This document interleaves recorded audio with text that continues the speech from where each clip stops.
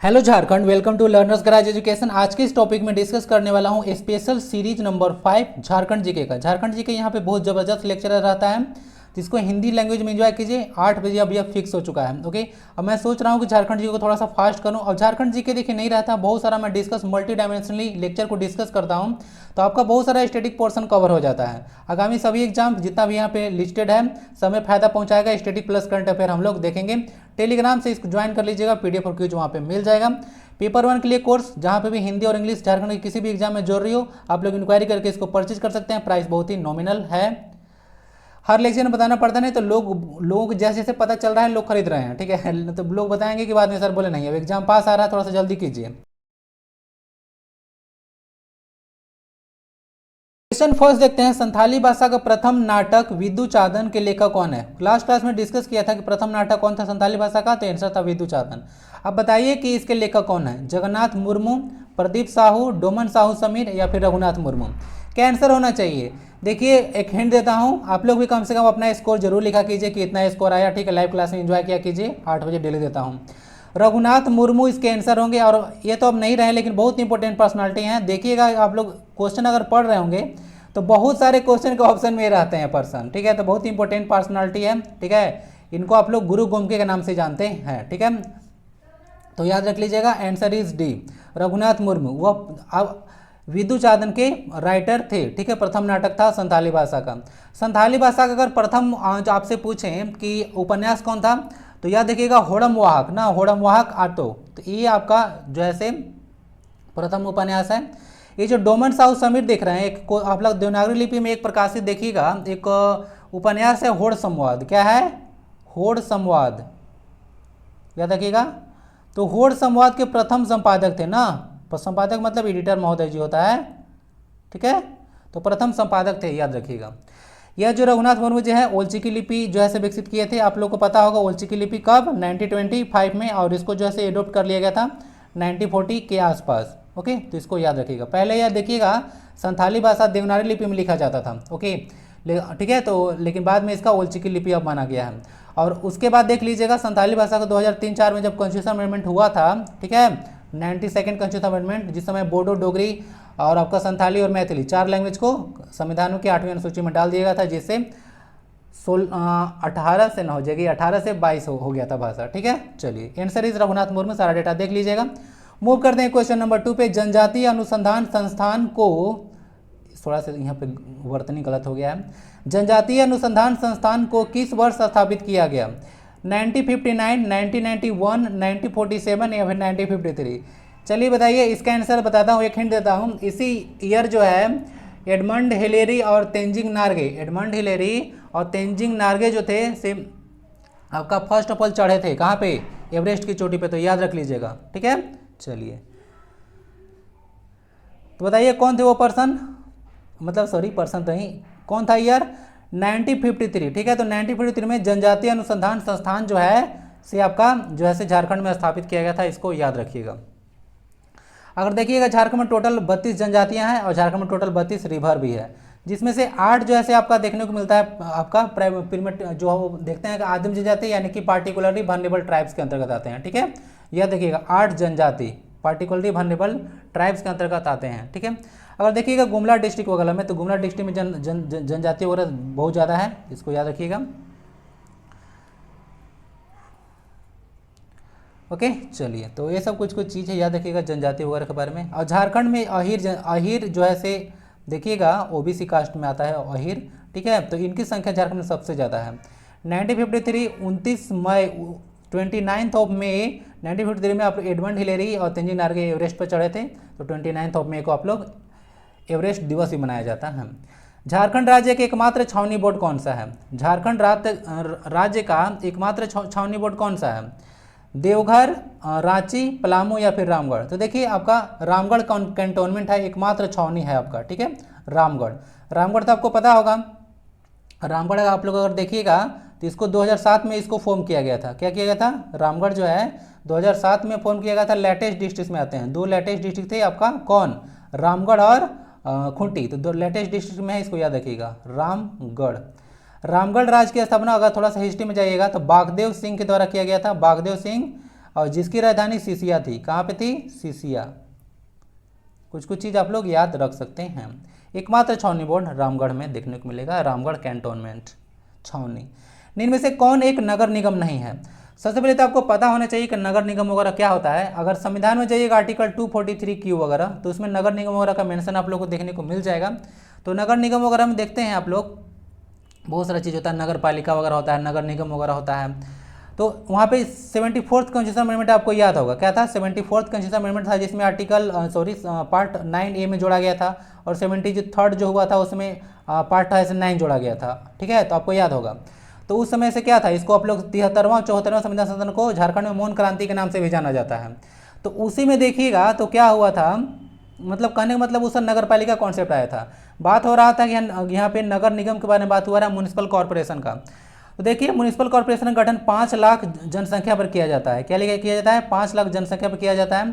तो न क्वेश्चन सिर्फ झारखंड में, पूरा इंडिया में इसको पूछा जाता है कि जमशेदपुर में जो है आपका जनसंख्या 5 लाख से तो पार है, ऑब्वियसली आपका पता है कितना फेमस जगह है। तो जमशेदपुर में देखिएगा तो 5 लाख से जनसंख्या पार है, लेकिन फिर भी यहाँ पर नगर निगम जैसा कोई चीज़ नहीं है। इसको थोड़ा सा याद रखिएगा, 5 लाख जनसंख्या पर नगर निगम बनाया जाता है। और जो नगर पालिका होता है वह 20,000 जनसंख्या बनाया जाता है। नगर पालिका और यह नगर निगम, थोड़ा सा अंतर वगैरह होता है। Answer is Jamshedpur. किनन स्ट्रीम वगैरह यहीं पे देखने को मिलेगा। और जमशेदपुर में तो टाटा आयरन स्टील कंपनी भी है, 1907 में इसको इस्टेब्लिश किया गया था। ओके, जमशेदजी टाटा और दोराबजी टाटा के द्वारा साक्षी गांव वगैरह था, आपको पता होगा। ठीक है, पूर्वी सिंहभूम में यह पड़ेगा जमशेदपुर। जमशेदपुर ठीक जो सिटी है वह स्वर्ण रेखा और खरकई रिवर के मतलब कॉन्फ्लुएंस पर है। और खरकई आप बोल सकते हैं कांची रिवर और करकरी रिवर, ये सब स्वर्ण रेखा की सहायक नदी है। स्वर्ण रेखा एकमात्र ऐसी नदी है जो कि बे ऑफ बंगाल में स्वतंत्र रूप से गिरती है। 474 किलोमीटर इसका लेंथ है। ठीक है, और इस पर एक चांडिल बांध है स्वर्ण रेखा रिवर पे। नेक्स्ट क्वेश्चन नंबर 5 पे मूव करते हैं। झारखंड में आदिम जनजाति के लिए बनाई गई मुफ्त चावल योजना का क्या नाम है? आदिम जनजाति समझ रहे हैं ना भाई, आदिम जनजाति। ओके, जो पार्टिकुलर वल्नरेबल ट्राइब्स वगैरह होता है, तो उसके लिए बनाए गए मुफ्त चावल योजना का नाम क्या है? आर्या योजना, पीटीजी डाकिया योजना, या फिर उजाला योजना, या फिर बाल गौरव समृद्धि योजना? क्या आंसर होना चाहिए? इसका आंसर होगा पीटीजी डाकिया योजना। क्या होगा? पीटीजी डाकिया योजना। डाकिया देख के मत समझ लीजिएगा कि जैसे डाकिया आपको लेटर पहुंचा रहा है। डाकिया का मतलब होता है कि एक आपको घर पहुंचा के कोई चीज़ देगा, उसको डाकिया बोलते हैं। ठीक है, ये योजना का नाम है पीटीजी डाकिया योजना, थोड़ा सा याद रख लीजिएगा। ओके, यह योजना आपको देखने को मिलेगा, कब शुरू किया गया था? यह योजना आपको देखने को मिलेगा 2017 में शुरू किया गया था, 2017 में। तो उसमें ऑब्वियसली रघुवर दास जी का गवर्नमेंट था। 35 kg चावल जो है सीधे सीधे आपके घर तक पहुंचा दिया जाएगा। ठीक है, बिना कष्ट के। 70,000 जो उसमें फैमिली थे उनको फायदा पहुंचाने की बात किया जा रहा था, थोड़ा सा याद रखिएगा। और पीटीजी आप लोग झारखंड में पता है 8 ग्रुप 8 जनजाति वगैरह है। तो ये सब कुछ कुछ चीज़ें हैं। और ये 35 kg एक बार नहीं, ये मंथली दिया जाएगा। ठीक है चलिए, पता है जब राशन कार्ड वगैरह बनता है तो मैं गाँव वगैरह में देखता हूँ एक हरकत किया जाता है कि जैसे कि आप डेथ सर्टिफिकेट वगैरह ही बनता है कि कोई इंसान अगर डेथ कर गए तो उनका डेथ सर्टिफिकेट बनता है। लेकिन आजकल जो डेथ कर गए उनके नाम पे भी लोग राशन ले रहे हैं बताइए, इतना बुरा बुरा हरकत चल रहा है। कम से कम आप लोग ये सब काम मत किया कीजिए। सोसाइटी में देखिए जहाँ पे आपको जरूरी पड़ता है लोगों को भलाई करने का कर दिया कीजिए, जहाँ पर छोड़ना रहेगा वहाँ पे छोड़ दिया कीजिए। जैसे कि देखिए मैं कोर्स बनाया हूँ, ठीक है, इसका प्राइस मतलब जितना मैं मेहनत कर रहा हूँ, ठीक है, कम से कम 2-3 हज़ार तो रखना चाहिए, लेकिन मैं बहुत मिनिमम प्रोवाइड कर रहा हूँ। ओबियसली मानिए, भरोसा रखिए। आप लोग सोच रहे होंगे कि बेचने के लिए ऐसा बोल रहा हूँ, जैसा कुछ नहीं है। ठीक है, मैं यहाँ पे सोसाइटी में कुछ काम करने के लिए ही आया हूँ। तो थोड़ा बहुत तो मान लेते हैं कि मैं भी थोड़ा सा स्ट्रॉन्ग रहूँगा तभी तो दूसरे को मजबूत मतलब करूँगा। मेरे कंधे मजबूत रहेंगे तभी तो दूसरों को मदद कर पाऊँगा। तो थोड़ा बहुत मैं भी मजबूत रहूँ तब तो लोगों को कर पाऊँगा। तो सोसाइटी में कुछ करने आया हूँ, ऐसा कुछ नहीं है, ज़्यादा मत सोचा कीजिए। तो ये सारा योजना का देख लीजिएगा, पर्पज़ था। और बाकी आंसर तो हो गया बी। बाकी चर्चा कर देते हैं आर्या योजना के बारे में। आर्या योजना थोड़ा सा याद रख लीजिएगा। आर्या योजना तो था attracting rural youth in agriculture, इसका फुल फॉर्म होता है। उजाला योजना तो सेंटर का स्कीम है, तो आपको पता होगा, सेंटर सेक्टर स्कीम है। और इस उजाला योजना देखिएगा, यह जो है उजाला है ना, उजाला योजना जो है से क्या होता है, Ujjwal Jyoti by affordable LED for all. LED के लिए है, सबको आपको पता होगा। जो कन्वेंशनल सीएफएल होते हैं या फ्लोरेसेंट बल्ब्स वगैरह होते थे, उसको जैसे रिप्लेस कर दिया जाता है एलईडी के द्वारा, लाइट एमिटिंग डायोड्स के द्वारा। तो ये योजना था, आपको मालूम होगा।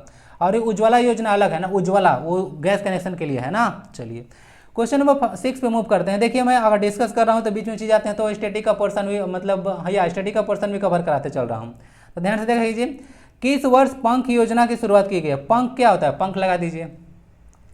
तो देखिए पंख योजना जो है आपको देखने को मिलेगा कब शुरू किया गया, 2014 में, 2016 में, 2018 में या फिर 2021 में। पंख योजना की शुरुआत आपको देखने को मिलेगा 2016 में। रघुवर दास जी के टाइम में शुरू किया गया था। रघुवर दास जी बहुत अच्छा काम करके गए हैं, ठीक है, तो याद रखिएगा। पंख योजना का पर्पस क्या था, देखिए पंख योजना का पर्पस यही था कि जैसे कि झारखंड में देखिएगा लिटरेसी रेट कितना था 2011 की जनगणना के अनुसार 66.41%, ठीक है। और जिसमें जो है से आपको देखिएगा जिसमें 24% जो है से मेन जो है से अभी भी इलिटरेट है, 24% मेन इलिटरेट है, और देखिएगा लगभग 45% वीमेन जो है से इलिटरेट है अभी भी। तो यहाँ से अगर इसका जनगणना देखा जाता है ताकि लोग जो हैं से पंख योजना का पर्पस यही था कि लोगों को जो अधिक से अधिक जो है स्कूल के दायरे में लाया जाए ताकि लोग पढ़ सकें, इसीलिए पंख योजना का शुरू किया गया था, पंख लगाने के बाद किया गया था, ठीक है, तो इसको याद रखिएगा। रघुवर दास का टाइम शुरू किया गया था, ओके ना। चलिए सब कुछ याद रखिएगा। सबसे ज़्यादा लिटरेट डिस्ट्रिक्ट आपका रांची देखने को मिलेगा और सबसे कम आपका पाकुड़ है ना, पाकुड़ डिस्ट्रिक्ट वाला थोड़ा ध्यान दें, ठीक है। चलिए 2016, बाकी 2016 में आपको देखिएगा तिलका मांझी पंप योजना भी शुरू हुआ था। तिलका मांझी बहुत इंपॉर्टेंट पर्सन है, क्यों, क्योंकि 1784 था ना जी पता चले 1874 था, नहीं 1784 ही होगा, क्यों, क्योंकि 1765 में सर्वप्रथम अंग्रेजों का प्रवेश हुआ था, उसके बाद हुआ था। तो 1700, देखिए मैं भूलूंगा नहीं, ठीक है, तो क्योंकि मैं रट के नहीं रखा हूँ, रट के रखा ही नहीं, मेरा सब जो है से मतलब अंग्रेज आए उसके बाद प्रथम थे, प्रथम शहीद होने वाले या क्रांतिकारी थे। 65 में आए थे तो वहाँ 84 में काम हुआ था, समझ गया। तिलका मांझी विद्रोह इन्हीं के नेतृत्व में हुआ था, थोड़ा याद रखिएगा। हाँ, तो चर्चा कर रहा था कि तिलका मांझी पंप योजना भी 2016 में यूज हुआ था, शुरू हुआ था, याद रखिएगा। अब जैसे देखिएगा ये पंख योजना यहाँ पे है, यहाँ पे हम लोग का सेंटर में देखिएगा सर्व शिक्षा अभियान भी चलता है, सर्व शिक्षा अभियान भी चलता है। एलिमेंट्री एजुकेशन आपको पता होगा 6 से 14 साल, 6 से 14 साल के बच्चों के लिए आपको पता होगा फंडामेंटल राइट बना दिया गया आर्टिकल 21 के तहत, तो वो सारा कहानी हुआ था। तो उसमें एलिमेंट्री एजुकेशन के लिए 2001 में सर्व शिक्षा अभियान SSA भी इसको बोला जाता है, उल्टा कीजिएगा तो ऐसा हो जाएगा तो सर्व शिक्षा अभियान जो है 2001 में लॉन्च किया था, उसमें कौन थे, अटल बिहारी वाजपेयी जी थे ना, ABP, अरे ABB होगा, अटल बिहारी वाजपेयी जी के टाइम में हुआ था, ठीक है। एलिमेंट्री एजुकेशन को बढ़ावा देना था, कुछ याद रखिएगा ना, इंपॉर्टेंट है।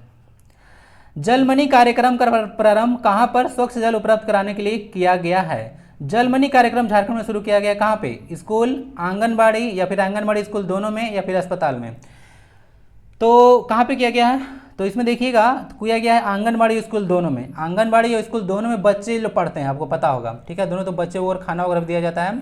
तो A और B दोनों जगह जो है हमको जलमनी कार्यक्रम लगाना है, ताकि जो ऐसा अगर देखिएगा झारखंड में जितना भी डिस्ट्रिक्ट वगैरह है तो उसमें लगभग में सब में फ्लोराइड की मात्रा जो है ना से बहुत ज़्यादा है, फ्लोराइड की मात्रा ज़्यादा है, और जब फ्लोराइड जो आपके दांत वगैरह में, पेट वगैरह में जाएगा तो हड्डियों को या तो कमजोर करता है, ठीक है, अब बहुत ही बीमारी तरह देखने को मिल जाएगा, ठीक है, कमजोर करता है, दांत वगैरह टूटने लगेगा, ठीक है, उसका कलर डिस्कलर होने लगेगा, तो फ्लोराइड बहुत नुकसान करता है, ठीक है। तो शुद्ध जल आपको आप लोग भी पिया कीजिए, ओके, थोड़ा। और अगर गर्मी के दिन है तो घड़ा में अगर नॉर्मल पानी में थोड़ा डाल दीजिएगा ना, तो रिस उसका जितना मतलब थोड़ा गंदगी वगैरह होगा ना, ऑटोमेटिकली साफ हो जाता है घड़ा का पानी, थोड़ा सा घड़ा का पानी यूज किया कीजिए, ओके। चलिए हो गया सारा कहानी आप लोग का। और यह जलमनी कार्यक्रम शुरू कब किया गया था भाई, ये तो बता दीजिए। 2012-13 में शुरू किया गया था, ठीक है, तो इसको याद रख लीजिएगा।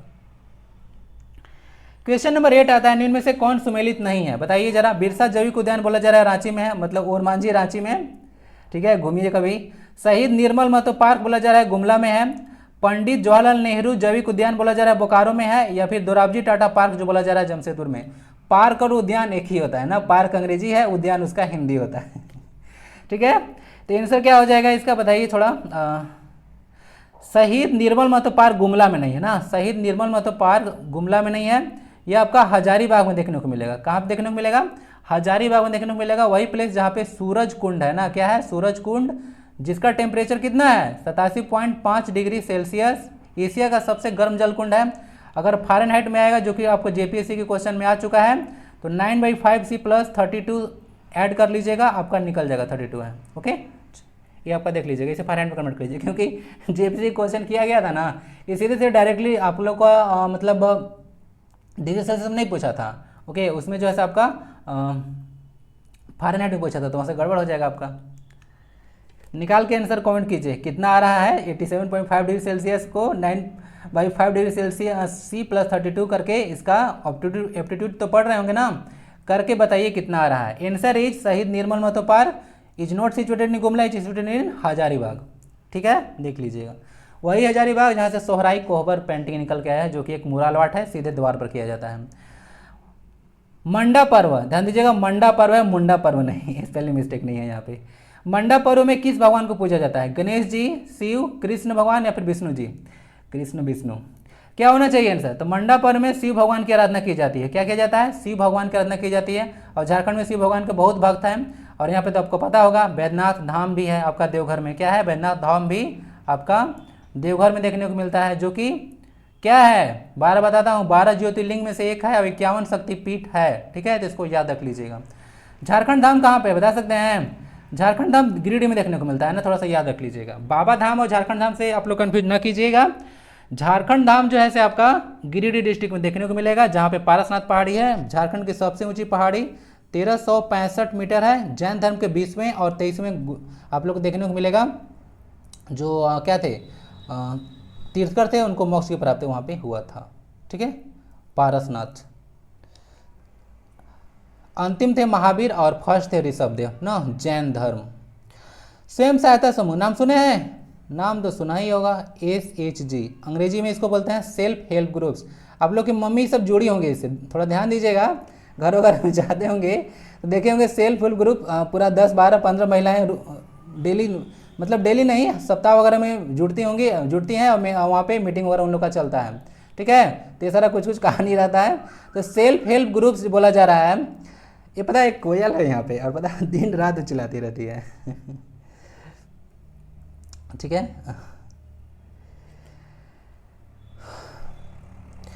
देख लीजिएगा स्वयं सहायता समूह में सदस्यों की अधिकतम संख्या कितना हो सकती है?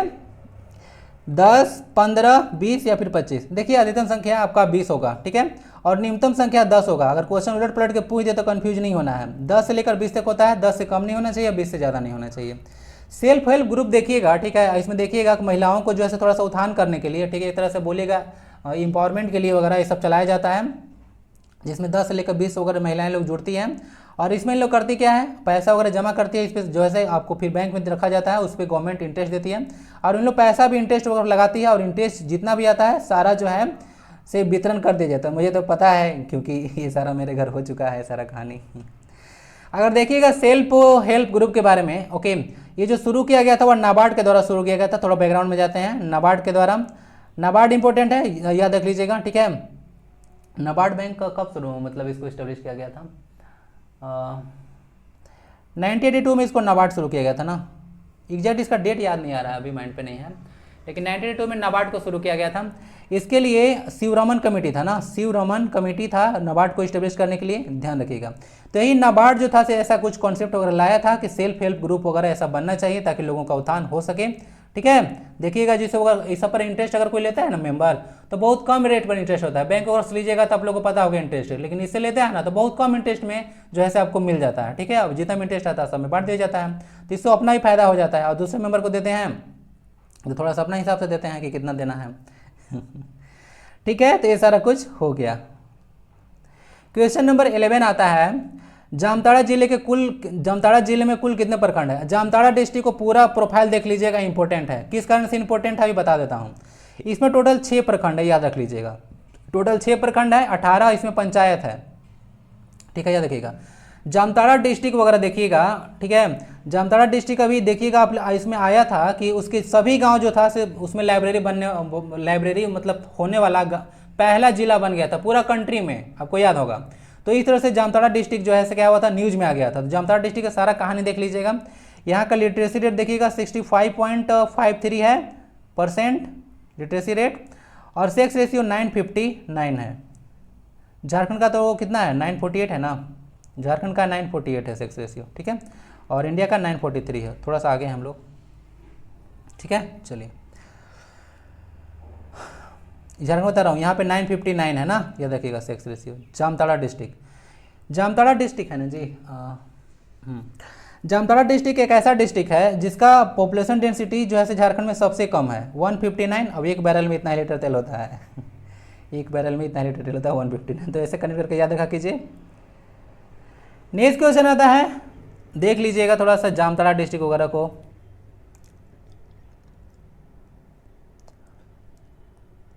किधर भूल जा रहा है भाई, इधर ना हो। देखिए यहाँ पे जामताड़ा डिस्ट्रिक्ट कहाँ पे है, जामताड़ा डिस्ट्रिक्ट कहाँ भी पड़ेगा, ये संथाल परगना में पड़ेगा ना। संथाल परगना में टोटल 6 डिस्ट्रिक्ट आते हैं, सारा देख लीजिएगा कौन कौन क्या है जी। देख लीजिए, जामताड़ा हो गया, देवघर हो गया, दुमका, गोड्डा, उसके बाद पाकुड़ और उसके बाद यहाँ पे देखने को मिलेगा साहिबगंज। सिवुम तो इधर है, क्या आज कर रहा हूँ मैं। ओके, तो यही टोटल 6 डिस्ट्रिक्ट देखने को मिलेंगे। इसका हेडक्वार्टर आपको दुमका में देखने को मिलेगा। ठीक है, चलिए। दुमका आपका जो है सेकंड राजधानी है ना, उप राजधानी बोला जाता है। बाबूलाल मरांडी जी हैं, बाबूलाल मरांडी जी, तो बाबूलाल मरांडी जी इसको घोषित किए थे इसको। ठीक है, तो याद रख लीजिएगा कुछ कुछ। निम्न में देवीर घाटी कहाँ पे स्थित है, देवीर घाटी आपको बताना है। कोडरमा, गुमला, गिरिडीह या फिर पाकुड़, क्या होना चाहिए। देखिए जो आपका देवीर घाटी है वह आपका गुमला डिस्ट्रिक्ट में है। क्या है, गुमला डिस्ट्रिक्ट में है, देख लीजिएगा। आइए गुमला डिस्ट्रिक्ट को लेके चलते हैं, थोड़ा सा इरेज करने दीजिए। ये देखिए गुमला डिस्ट्रिक्ट है ना, गुमला डिस्ट्रिक्ट इधर देख सकते हैं। इधर क्या है, पश्चिम में, पश्चिम इधर आपका छत्तीसगढ़ देखने को मिलता है, इधर उड़ीसा है, इधर आपका वेस्ट बंगाल देखने को मिलता है, इधर बिहार और इधर यूपी। ठीक है, तो इस तरह से टोटल 5 स्टेट है, ऐसे झारखंड की सीमा को टच करते हैं। और इधर से इधर लेंथ कितना है, आप देखिए थोड़ा सा ध्यान से देखिएगा। उत्तर से दक्षिण जो है लेंथ कम है इसका, तो 380 किलोमीटर है। कितना है, 380 किलोमीटर। और पूर्व से पश्चिम ज़्यादा है, तो कितना आता है, ये आता है आपका 463। कितना, 463 मीटर। अरे यार, मीटर किलोमीटर। ठीक है, तो यही गुमला डिस्ट्रिक्ट हो गया। देख लीजिएगा, लातेहार को टच करता है, लोहरदगा वगैरह, रांची वगैरह, इधर खूंटी डिस्ट्रिक्ट और इधर सिमडेगा। ठीक है, चलिए।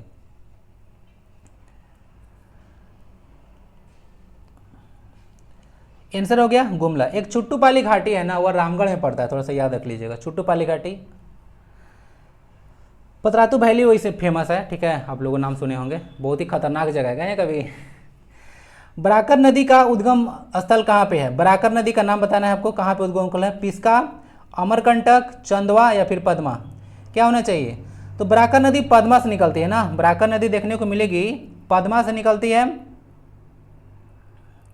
और ये पद्मा कहाँ पे है, आप लोगों को पद्मा देखने को मिलेगा हजारीबाग में। कहाँ पे, हजारीबाग में ये पद्मा देखने को मिलता है। 255 किलोमीटर जो है आपको कहा जाता है कि इसका लेंथ है, इसको याद रख लीजिएगा। पद्मा से देखिए, जो आपका स्पेशल सीरीज है इसमें ना सारा प्रीवियस ईयर का क्वेश्चन है ना, तो इसको थोड़ा सा ध्यान रखिएगा। पद्मा, ठीक है, तो पद्मा को याद रख लीजिएगा।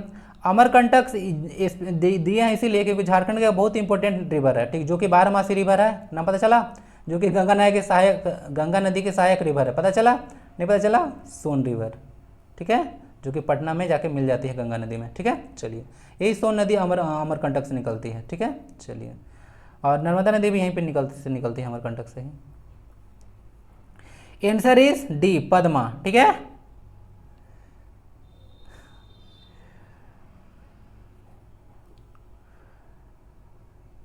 और क्या चाहिए। अब तो हो गया पद्मा। आइए बराकर नदी बताते हैं आपको, बराकर नदी वगैरह किसके सहायक और नदी है, थोड़ा सा देख लीजिए। डायग्राम कहाँ गया भाई।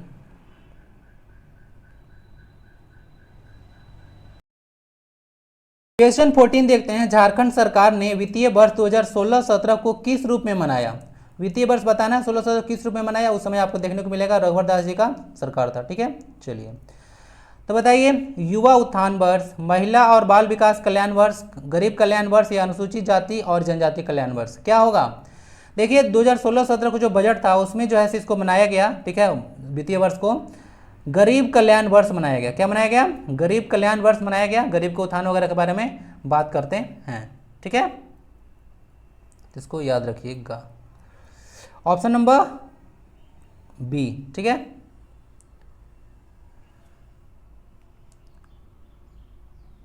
नेक्स्ट क्वेश्चन देखते हैं। अब उसमें ज़्यादा कुछ डिस्कस करने लायक तो चीज़ है नहीं।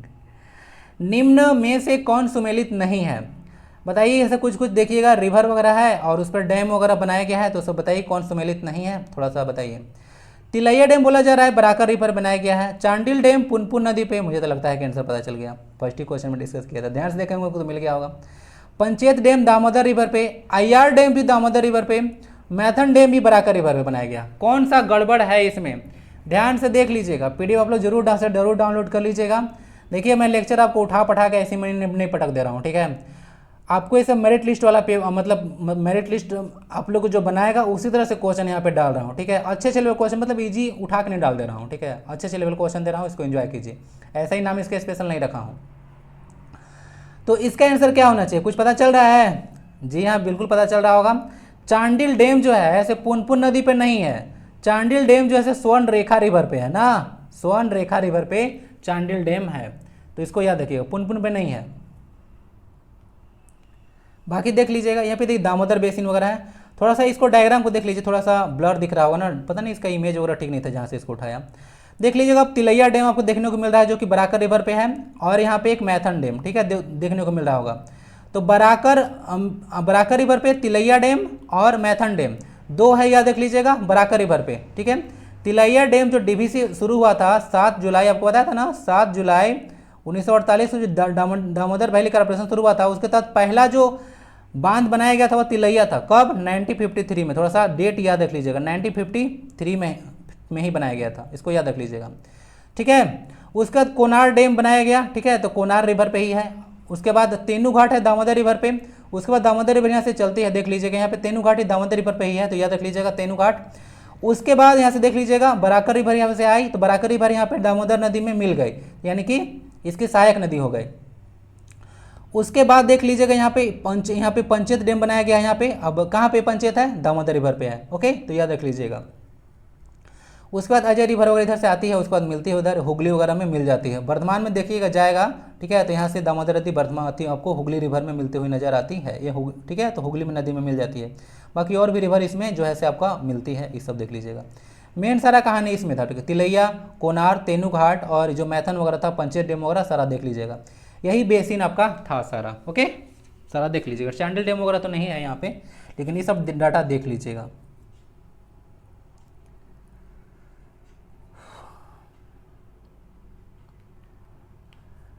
अब झारखंड करंट अफेयर देखते हैं जो 2021-22 के लिए।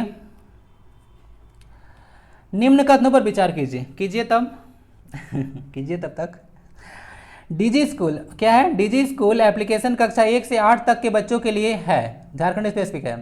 लर्नेटिक ऐप, लर्नेटिक ऐप का नाम सुने हैं? कक्षा 9 से 12 तक के बच्चों के लिए है। बच्चों कहने का क्या मतलब है? बच्चों मतलब पढ़ने वाले बच्चों, विद्यार्थियों के लिए है। विद्यार्थी वर्ड यहाँ पे ज़्यादा अच्छा रहता ना। चलिए देखिए, थोड़ा थोड़ा यहाँ पे मिस्टेक है, देखिए वो सब टाइपिंग मिस्टेक हो जाता है। मतलब मैं तो लिखता हूँ ऐसे, बट जो होता है ना सब ऑप्शन वगैरह आता है, कभी ध्यान से नहीं देता हूँ तो थोड़ा थोड़ा हो जाता है, उसको मैनेज करके चलिए, ठीक है। हिंदी में उतना गलत नहीं लिखता हूँ, ठीक है। अगर 100 वर्ड लिखूंगा तो उसमें 1 ही 2 आप गलत पकड़ पाएंगे, ठीक है। ज़्यादा हिंदी भी ख़राब नहीं है मेरा, लेकिन वह एप्लीकेशन सारा कहानी होता है तो उसको ट्रांसलेशन वगैरह में थोड़ा सा दिक्कत वगैरह हो जाता है। थोड़ा सा इसको मैनेज कीजिएगा ना। कहीं भी आप लोग जब आपको टेलीग्राम वगैरह भी टेस्ट देता हूँ ना, तो स्पेलिंग मिस्टेक वगैरह कहीं देखते हैं ना, वो सब उसी के चलते होता है, ठीक है। गलत नहीं लिखता हूँ। डीजी स्कूल देख लीजिएगा, एप्लीकेशन कक्षा 1 से 8 के लिए कहा जा रहा है, ये बिल्कुल स्टेटमेंट सही है। दूसरा है लर्नेटिक ऐप। लर्नेटिक एक ऐप जो है कक्षा 9 से 12 तक के बच्चों के लिए बिल्कुल सही है। तो विचार कीजिए और कौन कौन से कथन सही है। तो 1 2 दोनों सही है, क्या है? दोनों सही है, तो याद रख लीजिएगा। और झारखंड में एक को आपको देखने को मिलेगा, हाँ, एक ई विद्यावाहिनी ऐप है, नाम पता चल रहा है? ई विद्यावाहिनी ऐप। बहुत लोग आपके घर में अगर चाचा टीचर वगैरह होंगे, ओके, मेरे चाचा जो हैं टीचर हैं, तो अब उनका हाजिरी वगैरह सब इसी से बनता है। तो ई विद्यावाहिनी ऐप जो है, ई विद्यावाहिनी ऐप से अब हाजिरी बनता है ऑनलाइन। तो पूछेगा ऑनलाइन हाजिरी के लिए झारखंड सरकार द्वारा जो है कौन सा एप्लीकेशन लॉन्च किया गया है? तो ई विद्यावाहिनी ऐप है। आई थिंक इसको करेक्ट डेट तो याद नहीं होगा, लेकिन 2017 के आसपास इसको लॉन्च किया गया था ना, देख लीजिएगा थोड़ा। ऐसे मैं कभी डिस्कस कर ही दूंगा, बहुत पहले अगर डिस्कस किया था, अभी तो माइंड पे उतना नहीं है। 2017 के आसपास कुछ याद आ रहा है। 1 और 2 दोनों आंसर का हो जाएगा। तो फर्स्ट करंट अफेयर क्वेश्चन ये था, थोड़ा पुराना था। रांची यूनिवर्सिटी द्वारा शुरू रेडियो खांची, आपसे पूछ सकते हैं कि रेडियो खांची कौन सा यूनिवर्सिटी शुरू किया है? रांची यूनिवर्सिटी, याद रखिएगा, इसकी स्थापना 1960 में किया गया था। ये भी एक इंपॉर्टेंट क्वेश्चन है, शायद प्रीवियस ईयर में आ चुका होगा। रांची यूनिवर्सिटी की स्थापना 1960 में किया गया था, याद रख लीजिएगा।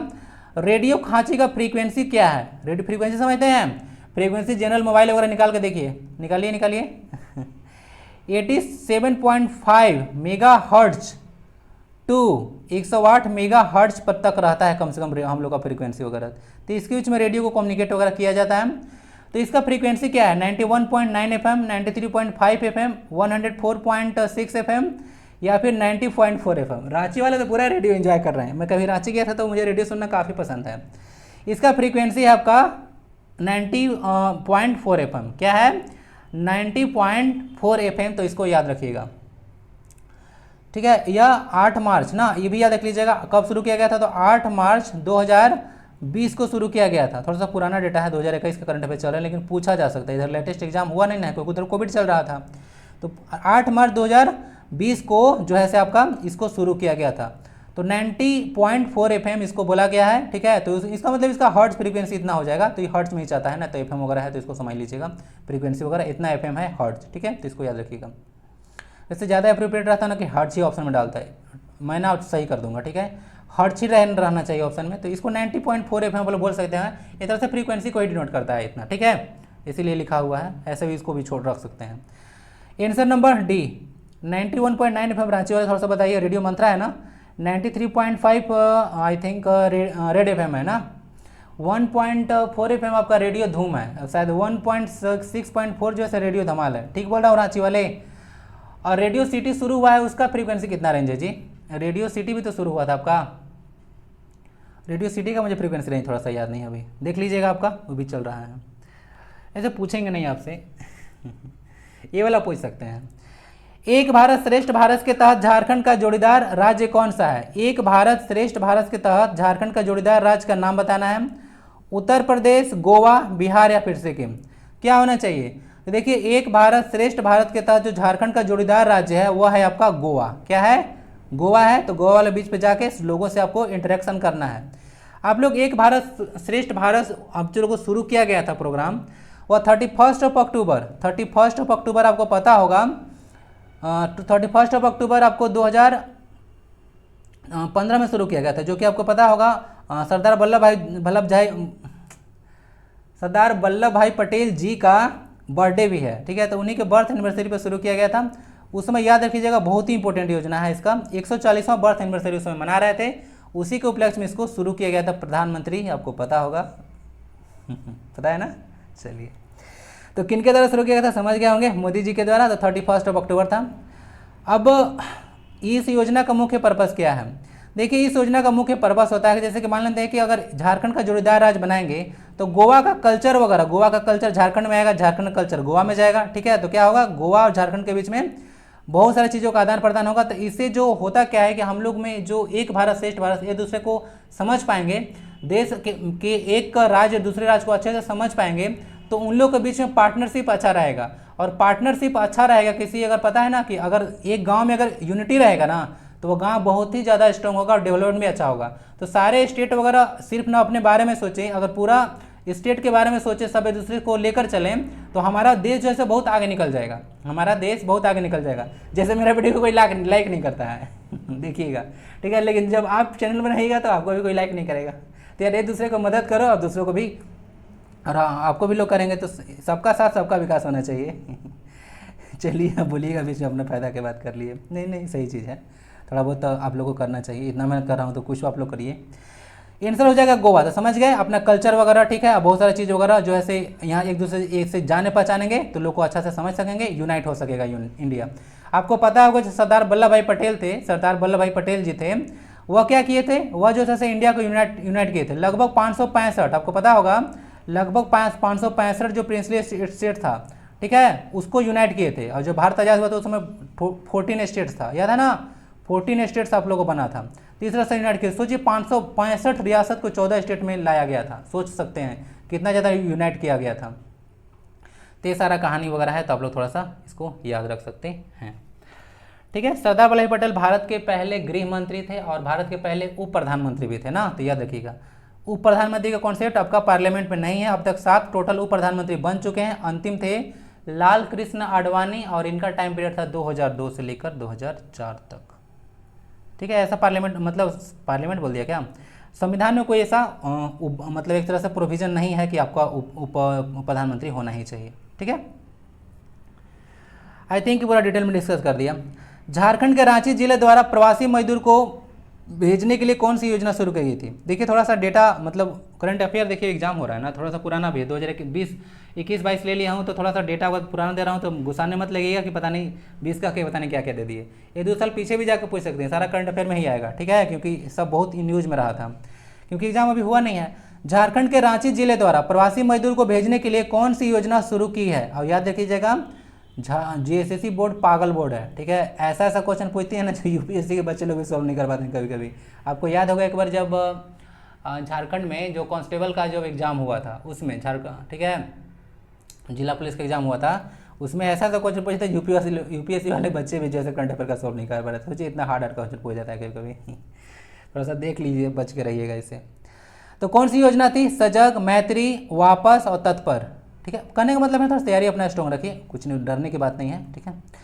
तत्पर योजना शुरू किया गया था, ठीक है, रांची जिले द्वारा। इसमें हुआ क्या था, कोविड-19 के दौरान आपको पता होगा कि बहुत सारे लोग पैदल जा रहे थे। बहुत सारे लोग जब पैदल जा रहे थे तो उनको बोला गया था कि अब मुख्यमंत्री हेमंत सोरेन जी के द्वारा बोला गया कि कोई पैदल नहीं जाएगा, सबको जो है से गाड़ी मुहैया कराइए, ठीक है, उनको जहाँ जाना है उनको पहुँचा दीजिए भाई, तो ऐसे कोई नहीं जाना चाहिए। बहुत बुरा सिचुएशन था, 2019 में शुरू किया गया था ना, तत्पर योजना 2019 में शुरू किया गया था। कोविड-19 उस समय चला था तो उसमें पता है लोग सब पेडेस्ट्रियन बन गए थे, पैदल यात्री। तत्पर योजना लॉन्च किया गया था। एशिया का दूसरा और देश का पहला ग्लोबल एक्टिव सिटी का निर्माण किस जगह पर किया जाएगा? पता है कि मुझे बुरा क्या लगा, इस क्वेश्चन का मतलब एशिया में का दूसरा, तो मैं सर्च कर रहा था कि एशिया का पहला ग्लोबल एक्टिव सिटी कौन है, ठीक है। तो इसके बाद क्वेश्चन को बहुत सर्च किया, मतलब मिला ही नहीं मुझे। अगर किसी को मिलता है थोड़ा सा बताइए, किसी को मिलेगा तो बताइए, मैं भी कुछ सीखूंगा आपसे, थोड़ी ना मैं यहाँ पे विद्वान बैठा हूँ। एशिया का दूसरा और देश का पहला ग्लोबल एक्टिव सिटी का निर्माण किस जगह पर किया जाएगा?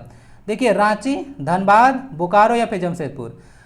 तो देश का पहला और एशिया का दूसरा ग्लोबल एक्टिव सिटी बनेगा आपका स्टील सिटी, जो कि बोकारो में है, ठीक है, बोकारो में है, ठीक है, जिसको याद रखिएगा, बोकारो स्टील सिटी, तो इसको याद रख सकते हैं। बोकारो स्टील सिटी आपका यूएसएसआर की सहायता से बनाया गया है, इसको याद रख सकते हैं। और कुछ और भी तो बहुत कुछ होता है लेकिन याद नहीं पड़ना। चलिए थोड़ा सा ओलंपिक के बारे में बता देते हैं। जो एंशियंट ओलंपिक यानी कि देखिएगा एकदम प्राचीन ओलंपिक जो हुआ था, सबसे का ट्रेस मिलता है 776 BC। ये क्वेश्चन जेपीएससी में आई थिंक ना आ चुका है कि पूरा पूछेगा कि सबसे प्रारंभिक जो ओलंपिक हुआ था वह कब हुआ था, एंशियंट में, प्राचीन काल में, तो 776 BC में हुआ था, इसको याद रखिएगा। बाकी अभी मॉडर्न ओलंपिक देखिएगा तो 1896 वगैरह से चल रहा है, ठीक है। चलिए ग्रीस का एथेंस में, इसके फादर कौन है? पियरे डी कुबर्टिन, ठीक है, तो इसको याद रखिएगा।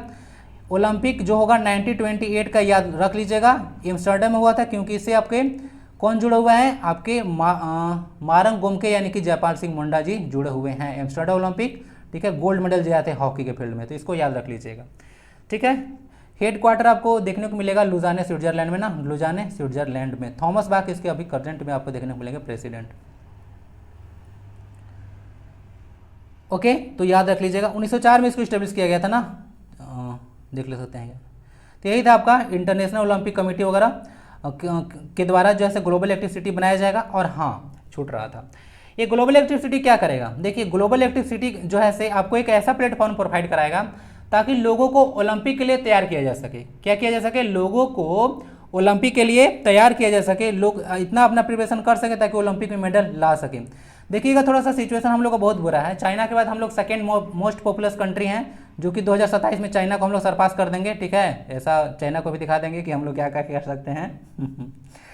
तो 2027 में पास कर देंगे। तो कहने का मेरा तात्पर्य है कि देखिए जनसंख्या इतना है, लेकिन फिर भी इंडिया का देखिएगा उस जिस हिसाब से मेडल आना चाहिए उस हिसाब से नहीं आता है, क्योंकि बहुत लोगों को देखिएगा कहा जाता था पहले कि जो खेलोगे कूदोगे बनेगो खराब और पढ़ोगे लिखोगे तो बनोगे नवाब, ठीक है, तो ये सारा कहानी कहा जाता था। तो इस पर लोग ज़्यादा ध्यान नहीं देते हैं। बस एक जब लड़का हो, मतलब बोला जाए कोई लड़का हो या लड़की हो, बस पढ़ लेना है, जॉब ले लेना है, ठीक है, बस इतना ही से उतना ही ज़्यादा हम लोग का रहता है। थोड़ा सा देखिए अब जो है थोड़ा सा आप लोग थिंकिंग अपना थोड़ा सा अलग रखिए, जॉब और लेना, चलिए अपना पसंद की बात है, लेकिन अब डाइवर्स एरिया है आपको, ठीक है, किसी भी कहीं से भी पैसा वगैरह आप लोग कमा सकते हैं, ठीक है। और आप लोग ऐसा काम किए कि जिसमें 10-15 लोगों को रोजगार दे सके तो और ज़्यादा बेटर है, ठीक है। चलिए ये सब कुछ चीज़ें होता है, तो प्रतिभा निकल के आएगी तो हम लोग ज़्यादा मेडल ला सकेंगे। यही ग्लोबल एक्टिव सिटी का मेन पर्पस है, ठीक है, ताकि लोगों को ज़्यादा यहाँ पर तैयारी वगैरह कराया जा सके। बोकारो में स्थापना किया जाएगा। लेक्चर कैसा लगता है अपना फीडबैक जरूर दें, आपके लिए स्पेशल सीरीज है। ओके, गर्मी में रह रहकर परेशान हो होकर वीडियो बना रहा हूँ, ठीक है, बहुत सारा चीज़ सर्च वगैरह कर करके। तो थोड़ा सा एक थम्सअप जरूर दे दीजिएगा। बाकी आप लोग को पेपर 1 थोड़ा सा ना परचेज कर लीजिए, ठीक है। आगामी ना तो सिर्फ जेएसएससी एग्जाम में फायदा होगा, अलग अलग एग्जाम में, मतलब देखिएगा ना मैं इस लेवल से उसमें पढ़ा दूंगा कि एसएससी लेवल तक वो कवर कर जाएगा। और झारखंड का देखिएगा 3 प्लेलिस्ट में दिया हूँ, ठीक है, आपको बहलाव फुसलाव की बात नहीं है, 3 प्लेलिस्ट दिया हूँ जिसमें वोकैब अलग डाला हूँ, ग्रामर और एक हिंदी डाल चुका हूँ, ठीक है। तो उसमें आपको बहुत ही ज़्यादा फ्रूटफुल लगा, तो आप लोग उसको ज्वाइन कीजिए। मैं सब चीज़ खत्म कर चुका हूँ। अब बहुत ही इंपॉर्टेंट टॉपिक वर्ण शुरू होने वाला था, ये तो शुरू आज ही हो जाता, लेकिन साउंड इतना आ रहा था ना कि गड़बड़ हो गया, तो उसको आज अपलोड नहीं कर पाया। तो चलिए मिलते हैं फिर नेक्स्ट वीडियो में। वंदे भारतम।